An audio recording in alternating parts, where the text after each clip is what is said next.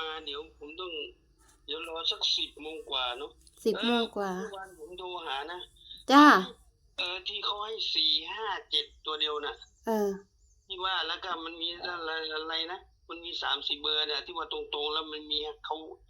ากาวงให้57ตัวนี้ใช่แล้ว573 ตัวเขาให้457ตัวเดียวแล้วข้างล่าง58457แล้วก็58แล้วก็เล่น57ไว้นิดนึงข้างล่างเพียงมาลงอืค่ะเจ้านี้นะแต่เจ้าพวกนั้นไม่มาเลยอ่ะ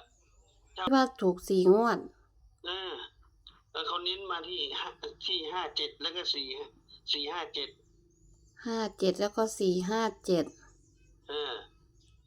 ตัว57ใช่ไหมค่ะแล้วมันอีก3 เบอร์ที่ว่าตรงๆนะไม่ต้องกลับนะอะไรไม่รู้จำไม่ได้ละที่ผมให้ไปนะเจ้านี้เดี๋ยวผมจะถ้านั่นเขาจะโทรมาผมจะต้องรอฟังอยู่เนี่ย